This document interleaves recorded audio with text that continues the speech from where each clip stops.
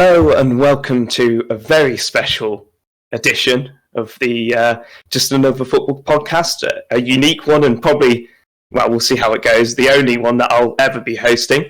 It's myself and co-host Fergal. We did plan to have a regular Ali on, but it seems that he is busy, and of course Harry has business to attend to. We will be discussing, first off, actually, I should ask, how's your week been? Very good, very good. Yeah. Good St. Patrick's. Recovering now, as we're recording this, but all good. Ireland won the Grand Slam, so that was good. And good week to come in internationals. I'm going to both games. Latvia first on Wednesday. There you go. Can't wait. I've got the week off from Wednesday onwards as well, so I'm looking forward to a few days off as well. In Ireland as well, we had the Friday off for St. Patrick's as well, which is even better. Looking forward to that, and going to see France Ireland will be pretty good. But yeah, what about yourself? Yeah, likewise, a good St. Patrick's Day out. Had a few Guinness, and it's been a decent sporting weekend. F1, golf, football, and obviously rugby. I didn't keep up with the rugby, but the others I've been watching with a close eye. I must admit, I don't get excited about these internationals coming up. No. I don't think anyone does. I think the March internationals are probably the most boring. And of all the internationals, what would you say? Which week? What is the worst? No, the worst international window is the ones in the summer at the end of the season. Because it's just a letdown.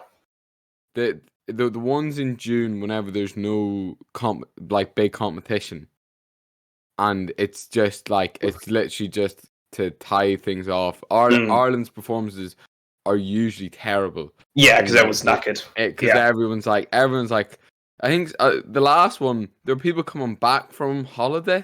Because as soon as their season ended, they went on holiday. Some of them guys in the championship, their season ended nearly 3 weeks. Yeah, they're not in the playoffs. Yeah, I remember seeing, it might have been Shane Duffy's Instagram feed of him with a bunch of the lads out in Greece going. He's in mad, yeah. So yeah. I would say it's this one though. I really think because it just disrupts. This is the best time of year for Premier League football because, in all reality, it's going to get a bit more boring as teams kind of half separate. At the moment, the relegation battle's hot. Top four battles really interesting. City and Arsenal keep it up. The reality is, this stopgap kind of.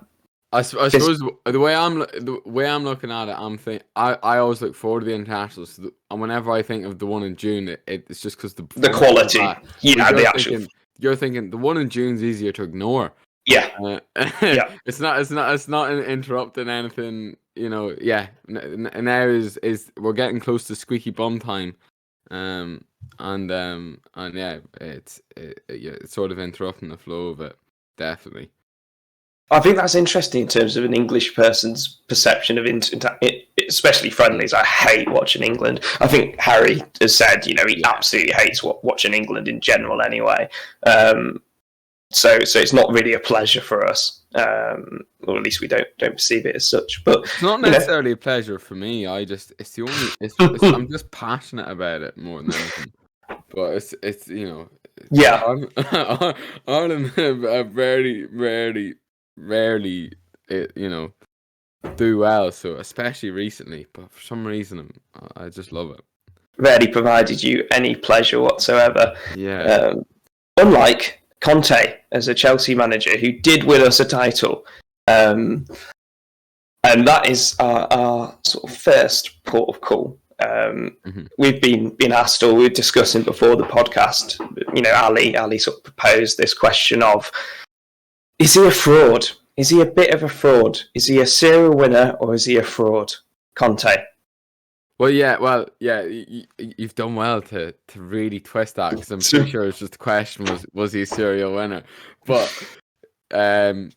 Yeah, I mean, we're probably gonna have like, I to be honest, I couldn't get over when Ali said this. I feel like Ali's just like his definition of what a serial winner is like they have to have won everything. Yeah.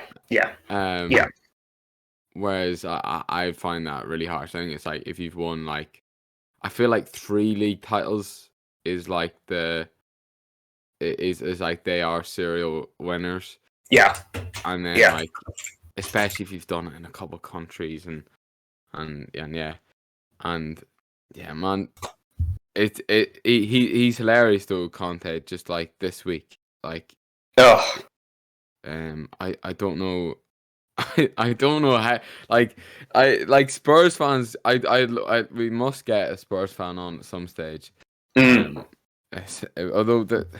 I don't know if I know one. They're still doing all right. That's the thing as well. But like for him just to like point out what everyone always says about Spurs, like the Spursiness of it all. That's basically what he was talking about. Yeah. And someone pointed out, like he brought up the same line that Chiellini said about Spurs. Saying like it's their history that they sort of lose or whatever. It is funny, but like if you're a Spurs fan, it's like not what you want to hear from your manager. But I feel like we've kind of heard this before from him as well, or similar, and then things seemed to go a bit better. But I don't know. It just seems like he might be. He probably needs a fucking rest. Like if he's just had the surgeries, the point keeps being made that he's lost a couple of close friends this year, and his family's in Italy, like it's and your manager of Spurs. Yeah, it's high pressure. To top that all off, you've got that the worst bit of it all. The worst crime, the worst punishment. Like, and it's now funny that like Spurs have had these like 2 really pragmatic serial winners, that are all about just go in and win a trophy. Yeah. Just get it done, and things have gone terribly for them, and it just shows they're not that club. No, and it's kind of similar to like issue that's going on at Chelsea. It's like if Graham Potter does not fit the club, I think Chelsea has to change a lot to suit Potter, and I'd like it to go that way. Yes, but it's not a seamless fit. No. And it's like if you swap those 2 managers around, you probably get like both teams will probably have an uptake in results. Or in fairness, Spurs aren't doing awful. But I feel like Graham Potter would probably be a better fit. And there's talk of then Tuchel coming in. Tuchel apparently was a bit of a Spurs fan. I remember there was quotes whenever we were playing Spurs saying like it would have been his sort of English team as far as I know. But interesting. Again, Tuchel's another one that's like he's not as pragmatic, but he is like by the end at Chelsea he was very pragmatic and again I think you need somebody that like Pochettino. Like, I don't think Pochettino would suit now because he's kind of done. But you need someone that like an upcoming manager that like is going to believe in young players and believe in a project. But it's Spurs, I think feel like they've already done that, and they don't. If they to go back to that, then you're sort of starting from scratch again.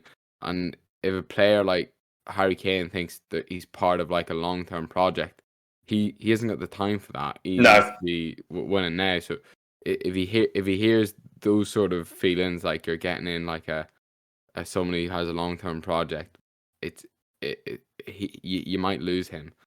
I mean, for someone like Daniel Levy, who's been applauded to be this man who is always thinking of the next step, and is a shrewd business owner.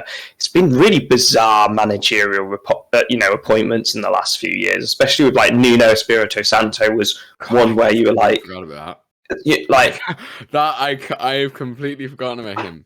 And that was neither sort of. I mean, maybe they foresee it as sort of a long-term plan, but it was neither, a young up-and-coming manager like Ten Hag or That was Potter. After Mourinho, was it? it was after Mourinho, Yeah. and then obviously it didn't work out. So seemingly they panicked and again got in someone. The similarities between Conte and Mourinho. I mean, they say outlandish, outrageous things about their own club when it's going wrong. Mourinho said it about Rome. He said it about Spurs constantly. He said it about Man United. Like, he was borderline disrespectful to Man United. In terms of three times. Put respect on my name, not necessarily the institution. So it seems a mess, and no wonder they perceive themselves in a bad spot. Spurs. Having said that, they're top four, and they were top four last year. Champions League football is pretty difficult in the Premier League at the moment. So Conte's not doing a bad job. Conte almost is making it worse by what he's saying, in terms of, a manager like Potter would probably be if we were in a similar situation, would probably be talking it up really, really well. yeah. And they've only drew with them. Let's see, two points ahead of Newcastle, but Newcastle have 2 games in hand, so it's not in their hands. And then Liverpool also have 2 games in hand on them, on our 7 points off. Yeah. So if Liverpool win those 2 games in hand, they're back up to 1 point, and Brighton aren't too much further away either. They're also on 42 points, same as Liverpool, but they've played 1 more game, and Brentford actually. But again, it's actually mad just how tight. Like, it literally is two leagues at the moment. Yeah. But the way this has gone, but yeah, like Spurs, like they seem to, like, the other thing, their signings seem good. Like, absolutely. Pedro Porro seems solid. Like, they all have all these solid players. Richarlison hasn't quite done it. And it is very funny that, like, he goes away for Brazil and turns into Iron smashes it. Yeah, but head kicks, like, and he can't do anything. But, like, again, it's very similar with some of Chelsea's players.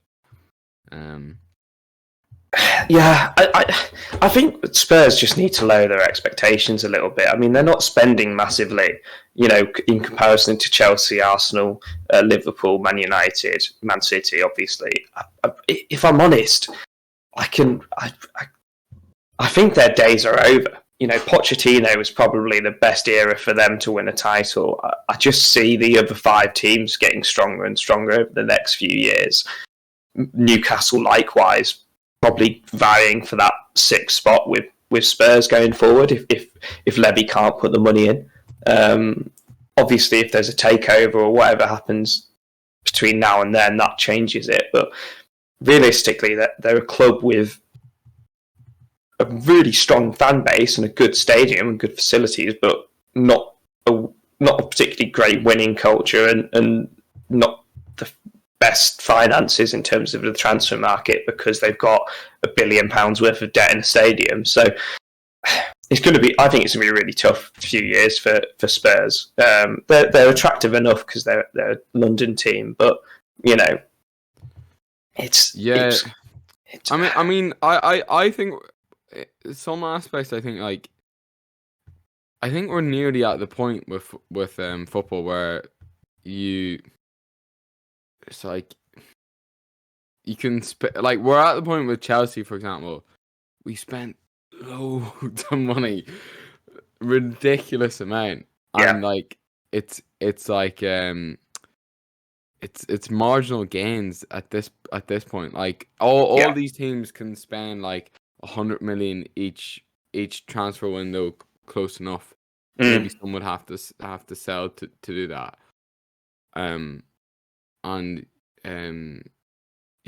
There's a proper phrase for it when you're not getting, the gains you're getting are really, really small. Like but it is only fine margins at the top. Yeah, fine, yeah. I do feel like when you look at a team like Brighton, like there is still value in the market to get And so I still think like Spurs are a big enough team that I think they could retain players, which is the only thing stopping them from creating a good team if they got the signings right. Yeah. A team like Brighton, like they're just going to be kept apart, and they're going to have to like constantly rebuild. I feel like Spurs, like under Pochettino, they retain that squad really, really well. They've managed to keep hold of Kane. If somebody massive like if maybe Real Madrid came in for one of their players, or like or if a player's not signed into a contract, like if Harry Kane didn't have that as long a contract as he had, he would definitely would have left. Yeah, but they were lucky for them. His brother's his agent, and he's a fool. So I feel like if they went about it the right way, they could build a really strong team like Liverpool did. Because I would nearly guess that they're operating at probably a similar budget. Yeah. What I would say on that though is I think it's a lot harder for a team like Spurs to get bargains. As soon as you're a top 6 team, with perceived wealth, and you're linked with a player, their value goes up 100%. Like it almost doubles. Like you're talking about players like Declan Rice. Declan Rice isn't worth what he's linked with at Chelsea and Arsenal and whatever it may be. As soon as like a team like Man United and I think Spurs do creep into that, go in for a player, their value just so to do a Brentford, to do a Brighton is extremely difficult. The thing with some of those as well is that everybody was raving about how well Spurs did. Yeah. It was one of the better transfer windows. Yeah. Richarlison, Kulusevski, permanently. Yeah, permanently. And Perisic on a free. Basuma, like he just hasn't quite. He just hasn't quite done as well as everyone thought he would. No. He may need time to, full season to settle in, although he wasn't in the Premier League. Jed Spence seems like a really weird one. Yeah, a bit enough. It seems like they've done that before, where like they've kind of made signings. Like what's the guy that's now at Napoli? And he looked great. Ndombele. Yeah. Like everybody was raving about him. He looks a great player. Like such like his show reel, like his YouTube clips are like you think he's one of the world best players. And it just did not work under a couple of managers. But then he's gone to like a team in Napoli, a team that's doing well. And I don't think he's a starter for them, but as far as I know, he's doing a hell of a lot better than he was at Spurs. Yeah. So they seem to just be. There doesn't maybe seem to be an overall plan with like the types of players they're signing on who they're going for and a plan for where these players are going to fit in, and that Chelsea have the same issue as well. But yeah, that's I think Spurs, if they'd done it right, they could compete, but because they can retain these players. Top 4 is huge for them though as well. So Champions League is because huge. If they're not in the Champions League, well, you haven't got any history of winning titles to fall back on to attract somebody. You've got the new stadium. I do wonder though, do the players care about? I think they care about London.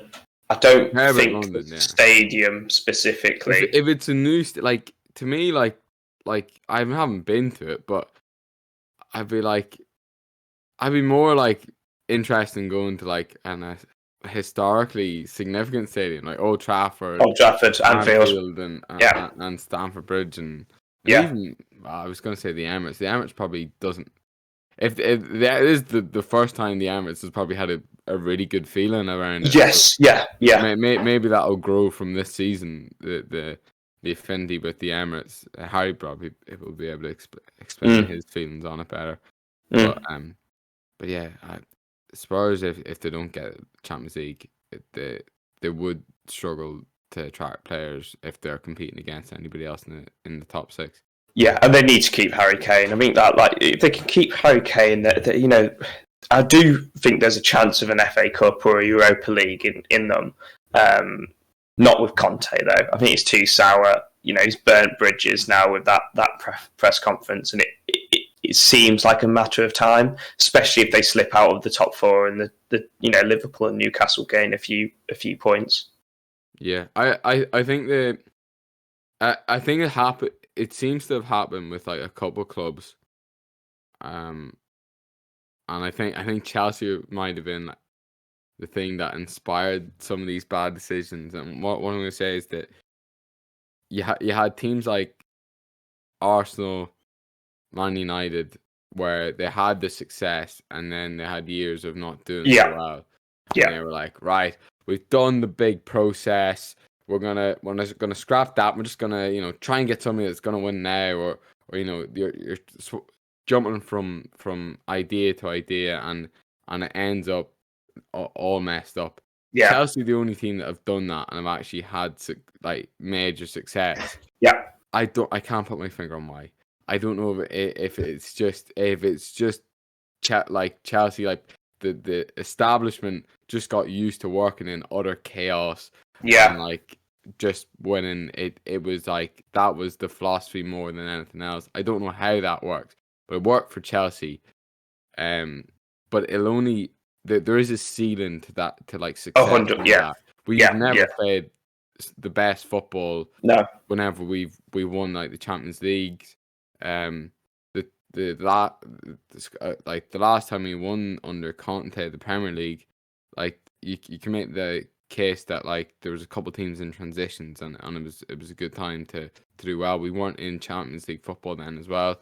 So you have all these factors, but all these clubs, especially Man United, they went like, all right, well we're gonna back David Moyes gone first season, even once he dropped out of the top 4, which was a bigger deal now than it was. Yeah, a bigger deal then than it would be now. Yeah. And then they're like, right, scrap that. We're not doing we're not going with the process or anymore of like a long-term planning. And Louis Van Gaal, finally they've eaten sort of humble pie and gone, actually we're not. It's not something that we can expect to be just bring in any sort of manager, and we're a big enough club that we are going to win a league title. You have to put the work in. You have to put the planning in place.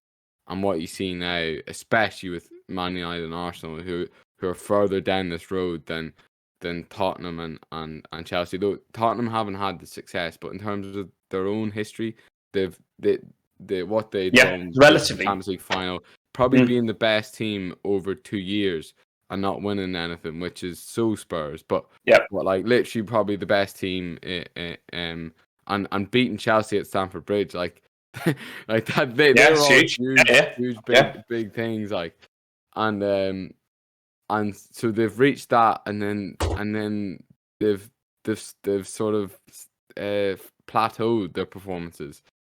And they've done what then Arsenal and Man United done, and just try to get somebody in, and probably looking at Chelsea and going, "Oh, work for them, but that'll work for us." Yeah. Whereas now more than ever, you need to plan long term, and if you do it right, you'll win titles. And the bar is just so high now that if your team's not 100% clicking, you're not gonna come anywhere close to winning the league title. Like the points totals now to win leagues, crazy. Yeah, and even further down the league, it's the same story in terms of, obviously we've seen Patrick Vieira get the chop, and that seemed like it was going to be a long-term process with young, talented players. Not to be, and we'll come in on that after a little break. Welcome back. As Vieira departs, Ali joins us. How are you, Ali? Oh, that's good. I'm all right. Had a long 2 weeks, to be honest. But college basketball's biggest tournament started, which has been exciting. March Madness is here. Also, just for our YouTube viewers, my camera isn't working, so you just have to believe that I'm here. Yeah. Just trusting it. It's actually just me doing like a ventriloquist trick. Exactly. You're doing exceptionally well. Yeah. Congrats. We have this is like kind of a shameless plug. We have a Twitter page. So we're doing a project in class for school about March Madness, like an analytics project, posting like data of his pre and post games every single game for the men's tournament. Women's tournament doesn't have any data for some absurd reason. But yeah, check it out. It's Madness with Madness Method R. Is the Twitter @. So encourage you to check that out if you're into March Madness or American sports in general. March Madness is crazy, especially this year. It's been a lot of fun, a lot of surprise results, including my Virginia going out in the first round in the last throw of the game, which has been painful. But are we buzzer beater? Was it buzzer beater? Yes, that was exactly it. I was actually watching Magic Johnson's documentary just there, and they mentioned him and Larry Bird came up against each other in college, and they played each other in like the championship game, and they were like the two best players. And I think they're saying it's still the most watched college basketball game all these years later. Wow. is that final.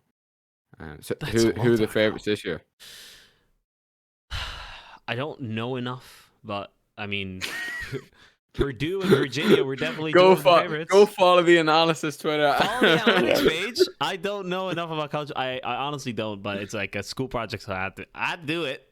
I've learned a lot, but like Purdue and Virginia were two of the favorites, and they both went out to like a 15th and 16th seed, which is the lowest level team, right? Lowest two seeds. Like so, pumpkin.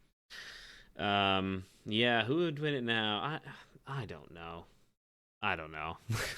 It's just like it's completely unpredictable. This is brilliant. This is brilliant commentary on the basketball alley. I don't know if this is worse or better than our commentary from the first half of the podcast. It's set the standard, hasn't it? I mean, as you are on Twitter, yeah, do follow, but also follow the JAFP page for mediocre football takes as well, as it seems. We're very good. We won't post. We won't clutter up your feed. It's just the odd tweet here and there. Nothing to stress about. JF_pod is the Twitter @. Yes, please do go follow it. And thank you. Let's go around. Yeah, lots of plugging. I love it. We probably need more traffic anyway, but we might as well get back into the football or the soccer if we must. If we have to. Sure. Yeah. And a big story, big because I think there's not been a sacking in quite some time. I'd say Nathan Jones being the last, Nathan Jones was the last one. That was 3 weeks ago. So Jesse Marsh was the one beforehand. But I did not expect Patrick Vieira to go whatsoever. That came as a shock. Like it felt like they were steady away. They were mid-table. That's where we expect them to be. Like it's underwhelming, but Chris Paul's that anyway. But they're in the relegation. They're only like 3 points off relegation. That's where the relegation battle is really interesting. It's because we don't know. Like half the league is in a relegation battle. As we discussed last week, there was like 9 teams. So it's definitely interesting that they've scored 5 goals all year, 2022. We're heading into April now, so that's definitely not great. Maybe it's just something went a bit stale. What I don't understand is, I mean, maybe I'm jumping ahead here, but Roy Hodgson, what's Roy Hodgson gonna do different? You know what I mean? But we'll get there when we get there. Vieira going, I don't know how to feel about it, but I think it's justified just because attacking output has been so, outrageously low. They've got such a talented squad as well. Yeah, they do. For the attacking talent that they have, for the amount of goals that they scored, is definitely probably unacceptable to the board. But yeah, I guess justified, but just didn't see it coming. I think it's a difficult one because he has had success with them. I think he played good football last year, and everyone sort of raved about them, for being such a young club and that turnover or transition period that he had to do. It was a pretty hard job, and he did really well. So I think that's where the shock comes from for me, because it just seems a bit odd. Like who's really good enough to come in at this time? Like, you've missed out on Sean Dyche if you want to go down that route of just keeping yourself up. If you want a progressive manager, this is like the talent that they have, like Elise, Eze, Zaha, really good ball playing centre backs in Guehi and Anderson, isn't it? And they've added to it in the midfield as well. Maybe lost out and not having Gallagher again or anybody to really take up his role. Yeah, but they definitely should be getting more. They haven't won a game in this year, so far, and like I do feel like that is unacceptable. The other thing is about Vieira. Like there was a lot of peaks and troughs last year, from what I remember. Like the overall feeling was that they'd done well, especially as you say, because the high turnover, young squad, done well to keep them up. And then this year, maybe the expectations rose unfairly because of that. There's other issues as well. Apparently, Sean Derry who's one of the coaches, not one of the long-standing coaches, was let go recently. Interesting. And apparently that was Vieira's decision. And so I wonder if maybe it's not all rosy in the back room of it all. And I was surprised with that they've been this ruthless and sacked him. I will say that they are bottom of the league very comfortably if the league started in January 1st. They're rock bottom, like 5 points from 5 draws. No wins, obviously. Second bottom is Bournemouth with 8. So that's an actually 1 win difference, and they have been winning games. Lowest expected goals, and a really bad conversion of expected goals. They scored 5 from 9.5 under stat, according to Understat. But I think seeing where Crystal Palace's position is now compared to where it was we didn't really have them as relegation candidates at the start of the year. No. I imagine, we just didn't. Seeing where it was in January, seeing where it is now over 2.5 months. I guess they've had to be ruthless, because this is not a club that is expected to go down by any means. This is an established Premier League team that had a big problem in its age profile. I think that's Vieira's biggest success, is bringing in all that young, really good talent at the same time, and overhauling the kind of age profile and style of play. And I guess that's a base to build on, but there's just been no chance creation. And when you have Ulisse, Eze, Zaha, behind Hudson Edward, it's not. Yeah. It's not convincing. It's a good point. I think the league has been deceptive in that way, hasn't it? In terms of them being 12th. I mean, if you're 12th at this stage of the Premier League season with 10 games to go, in a normal Premier League season, you're probably looking at it and going, we're safe. We're safe at this point. 10 games. It's usually around 38 points you need, maybe 40, and yet they are. Yeah, they're 4 points off bottom, and they've played the most games, or equal most games as well. No games in hand. Mm-hmm. It's a weird one. I just don't like the sacking, only because which completely contradicts all logic in terms of obviously their recent form. I completely understand it there. My take is illogical. Carry on. Yeah, absolutely. But I do feel like there was a culture there only 6 months ago that was really positive. For me, I was sort of looking at our team, and they seemed pretty happy together. They seemed pretty glued. They're playing decent football. I think that's hard to recreate. And I think players like Elise and Eze aren't going to stay forever if there's not that culture there. Mm. I think they'll be pressed to move on to the likes of sort of Newcastle and arguably if Brighton can keep up, their success in the next few years as well. But they could go down. So perhaps I'm being foolish. They could have just waited, another week. To do it on St. Patrick's Day is just tasteless. Oh, it is. I didn't notice that. You can't sack. It's an unwritten rule, but everybody knows it. And I'd nearly give them points deductions. It's just uncalled for. You can't sack Patrick on St. Patrick's Day. I mean, perhaps that was the statement, right? Yeah. It was. It's that we think things are that bad that we're going to go against the unwritten rule. Real shame. Real shame. Isn't it mad that there is 10 league games to go, by the way, and they're 12th, and we're saying they can very realistically go down. Like, they're up against a Bournemouth team that did beat Liverpool. I mean, it's not that it's that difficult to beat Liverpool these days, but it's Bournemouth. We'd won 9-0 against them. Like they went all the way against Arsenal. Like, that is not an easy side to get hold of.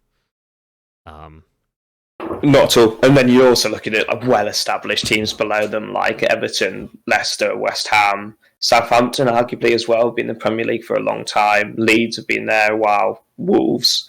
The only two teams that have come up are Forest and Bournemouth. And Bournemouth, have a recent Premier League history. Forest have been high plaudits for their transfer policy. So Crystal Palace, they're in big troubles. Did you predict them to go down, Fergal, on the when we did the relegation predictions? I feel like you. Someone did. Yeah. Someone definitely. Yeah, I think I did. Palace. There you go. Oh no, did I? I think I toyed with it. I think I said I wouldn't go with them because I think they'd get rid of the manager before. There you go. I don't know, Fergal. I feel like you said Crystal Palace. Did I? Yeah, because I did that episode. You can't remember because it's just that hard. You just gotta flip flop, right? I don't know how going down. I feel like if I were to make these predictions, just by the way, I would still go with Southampton, Everton, and Bournemouth. Like, they would still be my three. I'd still go with my three, which I think was Forest, Leeds, and Bournemouth.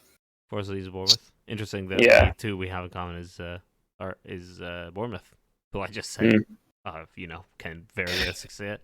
So, the Crystal Palace manager that go on, Fergal. I think we're maybe going to make similar points, but the manager to come in, they're talking of Roy Hodgson, but like really, I just looked up the odds of who, like the odds of the next manager, and this just screams as to like the lack of a decent manager in the list. So we got Roy Hodgson, who's favourite, Paddy McCarthy. I don't even know who that is. I don't know if they just felt bad they sacked one Patrick. They had to maybe hire another one, throw another name in the pot. I don't know. I'll tell you. Marcelo Bielsa then. I'll tell you who Paddy McCarthy is just before you continue. He managed Crystal Palace today against Arsenal. Oh, right, okay. So he's the under 21 thing. He's 4th in Premier League 2. So Crystal Palace being 4th in a Premier League, is probably a good sign. Or League 2 Division 1. I don't know if that's a second division or whatever, but Paddy McCarthy is like the UK and Ireland equivalent of Javier Gracia, the point I was making last. The very assistant manager. Yeah, very absolutely. And they had Marcelo Bielsa and then Postecoglou. So like they're just like names just picked out. Yeah, because they're free agents and recently managed like, the Premier League. Yeah, Scott Parker. If you go a bit further down, is there? Lucien Favre. Hassan Hüttl is getting mentioned. The fact they have to wheel out Roy Hodgson again. I mean, give the man a rest. He just wants to retire. He must be. How old is he? 75. He's 75 years old. This man, he's getting called up and he's going, I think you're taking the piss here. Let's not take the piss here. I certainly wasn't. I think you are. Him and Neil Warnock are both back. Give him a rest. I mean, when Neil Warnock was announced, he's at Huddersfield, and he was announced, and he was, I think he'd basically been asked to come in earlier in the season, and he kind of went, no, there's too many games left. I'll leave it another bit. He didn't want too much of a job. He was like, he basically was like, I'll give it till 12 games. And I'll shut it. But I wonder if Roy Hodgson was maybe the same. Like, I'll when it gets to 10, give me a call and also see. The other one that I just found as well, 50-1, and I'm not surprised that he's getting linked just because he's like a really popular one. His man Will Still, the Reims manager, who like it just seems to be constantly getting talked about and like Fergal. Didn't you know that Will Still learned his management skills from Football Manager? I did not know that, Ali. Yeah. And his team's been unbeaten for like 50 games, is it? They lost today. And he speaks 5 different languages. They lost today. Did you know they're getting fined every single time he's managing? No, I think it's $100,000 each match, isn't it? I think it's close to $1 million. I've heard. Speaking of foreign leagues and around the world, I think it's probably best we conclude the Palace talk for now, as we have spoken about it, and wish Roy Hodgson the best of luck. Absolutely. Of which I think Roy Hodgson was he manager of Inter Milan? He also had an international. I think he dropped Roberto Carlos. Was it? There's some famous story about Roberto Carlos and Roy Hodgson somewhere. Yeah, out there. Look it up. Probably managed them in the 70s or something like that. Well,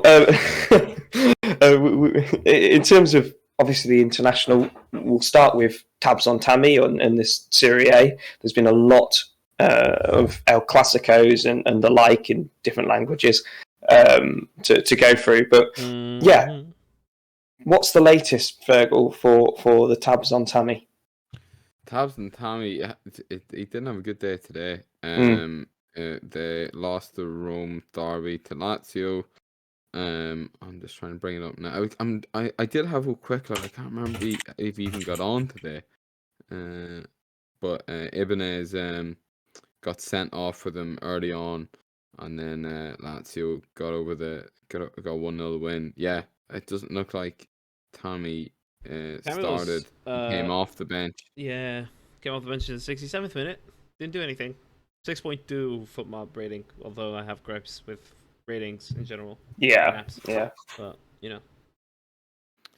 But yeah, not too good. And Juve beat Inter in the Derby d'Italia. Oh, they did. Mm-hmm. Wow. Kostic. Philip Kostic. And that really for Juventus. Napoli winning 4-0 obviously means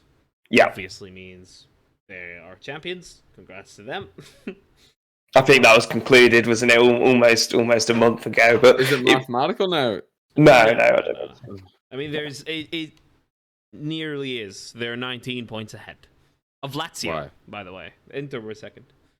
Lazio now jumped ahead because of the results, but it's there. It's there. Yeah. And it really sort of hots things up in terms of the Champions League push. I think we kind of said, Juventus were out of it a few weeks ago, but they look like they're clawing their way back. Very exciting. I think across the leagues, it's pretty. There's at least one narrative in terms of either a title or a top four. Bundesliga. There's another one. There's another one narrative. Yeah, the Bundesliga. Wait. Because I was looking through the Bundesliga. You're a favorite out of it. Oh God, yeah. Because Dortmund are now top, ahead of Bayern by a point. The goal difference is vastly in Bayern Munich's favor. Union Berlin are 4 points behind Bayern, but they won today again. But the question with Berlin now is Union Berlin is whether they can qualify for the Champions League, because the Champions League qualification race is insane. Paxton Harrison made his debut in that, so that is great. But you remember those top two, Dortmund being ahead of Bayern Munich by a point? They play next. They play next game on the 1st of April after the international break. So guaranteed Bayern win that. Every time Dortmund gets talked up, and it's Dortmund versus Bayern will just they'll work the 3-0 like Bayern or something. Chelsea beat Dortmund. You know what I mean? Yeah, that is true. I mean, Chelsea are gonna win the Champions League, right? Yeah. So that was to be expected. Nothing Dortmund can do about that. Chelsea having a bad season is different. It's different gravy. Yeah, I mean, it's still so exciting, and we still don't know what will happen. But in France, Rennes won away against PSG in a game that both Messi and Mbappe started 2-0.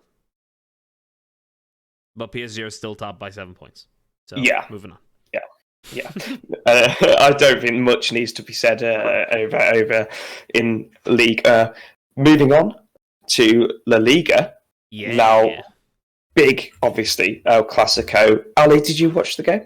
I did not get to catch the game. I had brief work commitments in the first half. I came back, had to attend to a few things, so I couldn't watch the second half. But I did see Frank Kessie scored in the 92nd minute to win it. And that pretty much, I think, confirms the league title for Barcelona. It's 12 points now.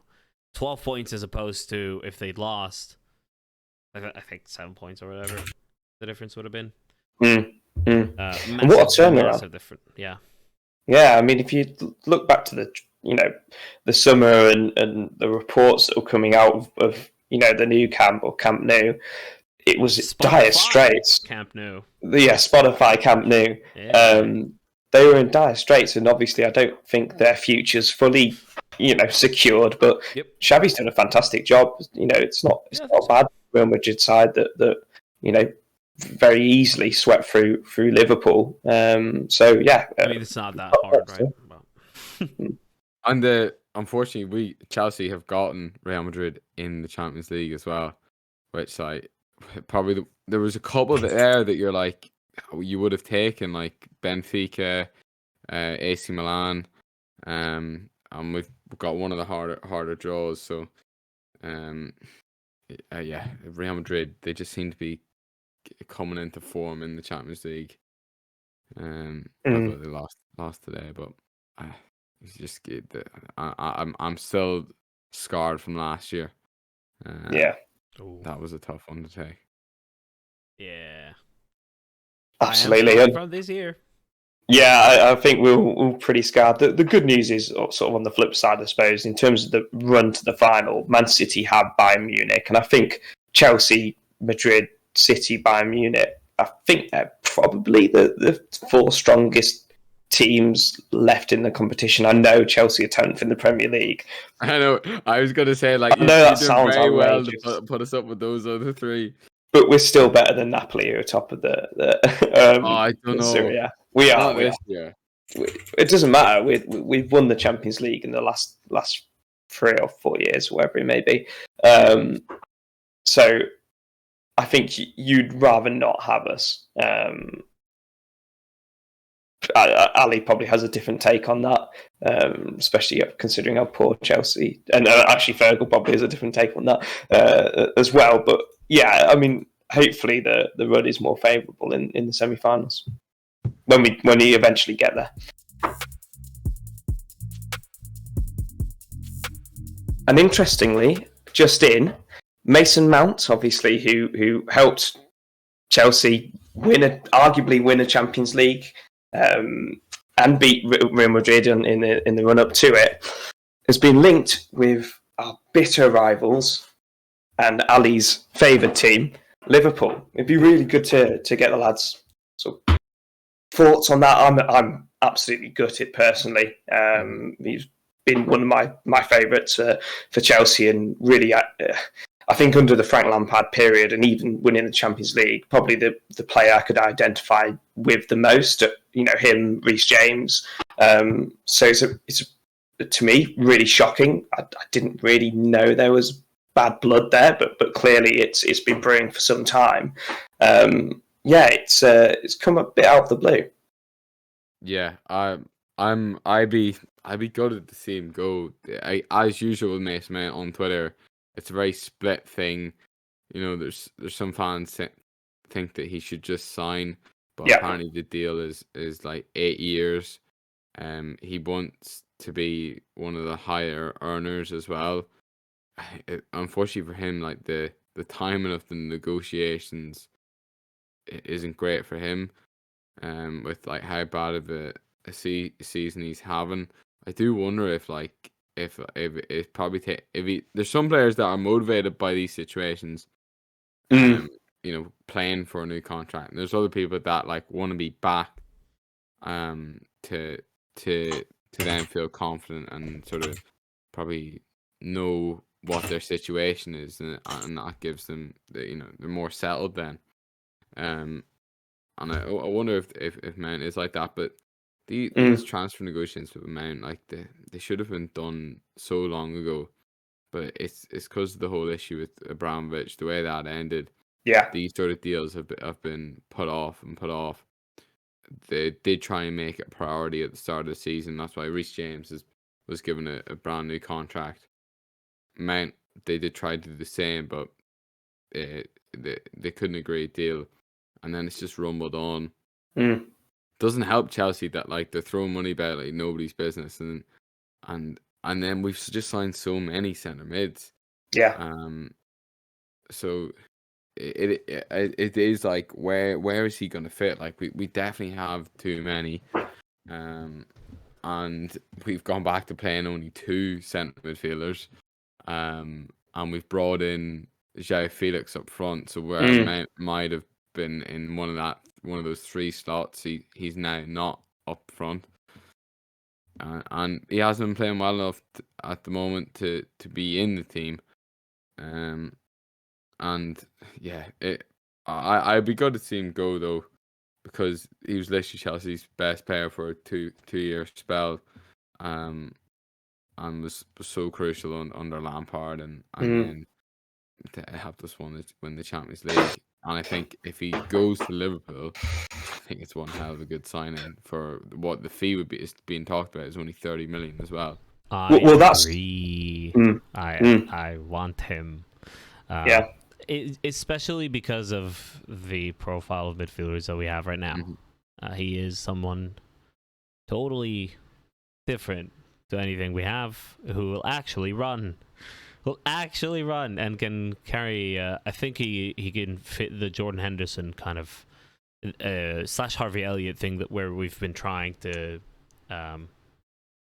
have someone very far right to support Alexander Arnold and probably overlap him at points.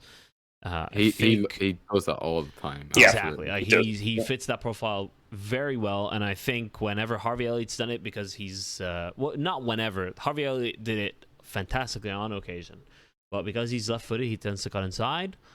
And Henderson just doesn't have legs to be able to do it like he did in 2019. So that is definitely a signing that will just slot straight in, and I want that. I want that badly. Yeah, and whether or not, I mean, obviously we mentioned in terms of the Chelsea side of things, whether you're not, even if you could argue he's not good enough, the really disappointing thing is that transfer fee and the fact that it's gone on so long in terms of not just tying him down. It's an absolute blunder. You know, we're going to have to recoup some money for financial fair play reasons in the summer. There's absolutely no doubt people are going to have to leave. So if we are going to sell Mount, I don't want it to happen. Really don't want it to happen. But if that's the reality, we're only going to get maximum of 40-50 million with a 1-year contract, if that. So it's a massive blunder. And if Liverpool can get a player like Mount for 30 million, you know, a lot of fans don't like him, but that's a bargain. That's an absolute bargain. I also be like, I don't want to blame, as I said already, like I don't want to blame the current board too much for this, because I maybe they need to change their strategy with like the longer deals. That 8 years from now brings them up to 32. I don't know why you want to be signing a player past guaranteed past 30 anyways. No, bringing them up to 30 kind of makes sense, but you know, and anything can happen. I once you hit 30, and so yeah, I don't know why they're so keen to do it with Mount. I understand with the younger players, but it, like these, it just should have been sorted when he should have been rewarded whenever he had the great season, the last couple of years. He should have been rewarded with a new contract then. Might have ended up being on a lot of money, but there's just like players like Sterling that have come in that are on. He's the highest earner at the moment. It's either him or Conte, but Conte is not playing. Sterling has been underwhelming. Yeah. Mount, like he has done it for us, and so I feel like he maybe doesn't deserve to be the highest paid player, but he should definitely be on a par with maybe the likes of Reece James. Like if they should be on a similar wage, similar contract, because they're at similar points in their career. Reece James is continued to be one of the best, or the best right back in the world, in my opinion. Yeah. Mount's just tailed off, but I hope they know how much like a player like Mount means to Chelsea, but I just have a bad feeling that they might be a bit ruthless with this. We've already got probably his replacement signed in either maybe Chukwuemeka or Santos or one of the thousands of midfielders. Yeah, the Inter Casadei, who's at Reading on loan. You know, they have all these like youngsters that have been signed recently. I do just wonder if they're going to move Mount on. He has signed to a new agent, which typically means that it's looking to move for a transfer. But I've had other people have said it might just be to try and get a deal sorted with Chelsea. So we'll see. But I think it'd be an incredible asset for Liverpool to have. Yeah, if they ever get him. 100%. Yeah, I want to be like cautiously optimistic rather than overtly. So yeah, but I do think it could be a huge thing for us, especially because I don't think Jude Bellingham is going to end up at Liverpool for obvious reasons. Because he's going to Real Madrid, and he'd be stupid not to. Let's be honest. Although I would, despite how much I would hate it. But I don't know. I think he should definitely come to England, Jude Bellingham, personally. If he comes to England, would he go anywhere other than Liverpool? And if he doesn't, why would he go to Man City? That's just boring. And if he doesn't, Arsenal. Where else does he go? Arsenal is a shout, but would Arsenal? Yeah, I guess Arsenal winning the league would. It's difficult because if Arsenal win the league, I think that does change things a bit, and I think there's probably room at United still for him. Bellingham does fit the kind of aura. Yeah, the youthfulness of Arsenal, I suppose. He fits the Premier League in terms of physical profile, but the problem with coming into the Premier League is no matter what team you join, in the next 5-10 years, there probably isn't a guarantee other than City of actually winning titles. So to make that decision, I think is a huge gamble. While at Real Madrid or Bayern Munich, you're not really making a gamble. It's a pretty safe bet. One thing is for sure, he will never win Short King, the most prestigious award that can be given because he's pretty tall. Yeah, I think doesn't qualify. He would never qualify. No, and I don't know if he played well to put Dortmund top of the league, but we must decide, lads, and I'll be asking your opinions. Yeah. The Short King of the week. Yeah, I'll tell you what. It's been a pretty tough weekend for our Short Kings because I just couldn't find anyone with a worthy performance. But I did find one. I'm going to go for a pretty niche one in Tommy Doyle of Sheffield United. Sending Sheffield United to Wembley, the 5'8" Short King midfielder. That was a great goal in the 91st. It was special. It was very special. I think it's worthy. They're going to Wembley, which is extra points for that. Yeah, I love that pick. What about yourself, Fergal? I'll go Enzo. Enzo. It was really like to touch briefly on the game. It was just really frustrating. And annoyingly for Koulibaly, he's had a couple of good games recently, and then I don't know what he was doing. He just switched off for that one moment. Maybe a wee bit complacent because it's it's a sim. I warned you. And he just got done, but he gave Sim just too much space, wasn't touched tight, and then dived in. If he just jockeyed him, exactly, he would have been able to just show him out onto a tighter angle and probably wouldn't have went in. But again, it wasn't a bad performance from Chelsea, but it was just these little things. But Fernandes was really, really good.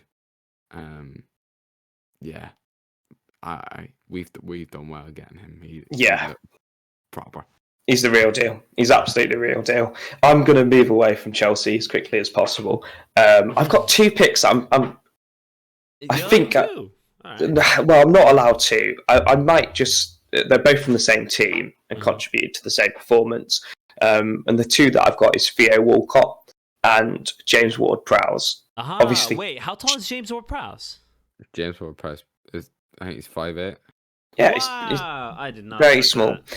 And the reason, obviously, James Ward-Prowse, the composure and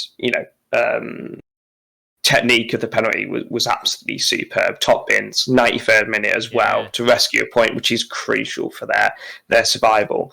But Theo Walcott played really well, and on top of that, I don't know how old he is now. I think he's 34. 34, yeah. He was a pace merchant back in the day. And to be 34 years old, most likely have lost a lot of that pace and still be performing in the Premier League and being short. I've got to give him some kudos. So it's between him and James Ward-Prowse. I think I've got to give it James Ward-Prowse simply for the moment and being a Southampton legend at this point. That's my pick. What do we think? I like James Ward-Prowse just simply because I did not expect him to be. Oh no! That's foolish. I knew he was short because we gave him Short King of the Week when he scored that free kick against Everton. Never mind. Yeah.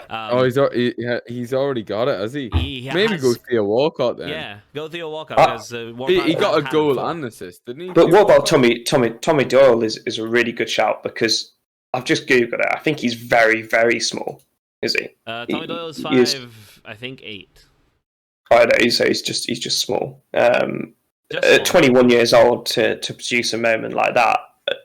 He definitely got some Irish in him with that name. Tommy Doyle. Do you reckon you can get? It says he's English. He is English because I'm pretty sure I looked him up before just to check. But with a name like that, you've got to have some Irish in him, which fits on St. Patrick's, just after St. Patrick's Day. Yeah, I'm obviously biased. I want to go with Tommy Doyle. James Theo Walcott is experienced, right? Has had a long career, and not that many good performances with Southampton. Like he had one, sure, congrats. But they're still rock bottom. It was a draw. Tommy Doyle sent his team to Wembley with a 30-yard banger. Cracker. So I think Tommy Doyle is the more worthy here. I'm happy to concede. I'm happy to give it to Tommy. Fergal, you? Sound. Yeah. Perfect. What a wonderful way. What a wonderful way to conclude. Join us next time. I'm sure you'll see some of us, probably not all of us, but potentially. We'll see international break. We'll see what happens. I'll be at the Ireland games. Really? Right. Latvia on Wednesday. Can't wait. Screams of 1-0 Latvia. Screams. Thankfully, that one's only a friendly. What's that? But Ireland France is the one. I think that might be Sunday. Ireland France. Wow. I'm just double checking. Ireland France. Are you gonna be there? Just give me the rugby. Whenever I looked at Ireland France. But yeah, it's Sunday or Monday. But that'll be a big game to go to. So I'll try and record something at it if it's a favourable result. Absolutely. It just screams to me, it's going to be rainy. You're going to lose 1-0. No shots on target. Probably a couple of siders, but nothing else. It just feels like that. Yeah, no. I feel like it's going to be... All right, I'll do my prediction now and we'll see how true it goes. Mm-hmm. It is Ireland versus France. It's going to be a Bazunu masterclass. The worst goalkeeper statistically in the Premier League in terms of goals prevented. But it's like Pickford for England. He's never let Ireland down. In fact, he's been incredible for us. Sure. What's the score? So it's going to be... We're almost going to replicate the Shane Long goal versus Germany. If I had to use know that goal, it's going to be Bazunu assist to the new in-form striker coming off of a brace against Grimsby. The mighty Grimsby. Evan Ferguson. True and goal. That's what I'm hoping for, and that's what I believe is going to happen. 1-0 Ireland. Bazunu man of the match. Wow. Fantastic. Well, our listeners, viewers have something to look forward to, and until then, look forward to me coming back with my tail between my legs. 5-0 France. Evan Ferguson didn't have a shot and got injured in the 60th minute. No. The injured part, leave that out. They'll be absolutely counting the days to listen to that one. But yeah, until then, have a great week, everyone. Fergal, Ali, it was a pleasure. Thank you. And see you all next time.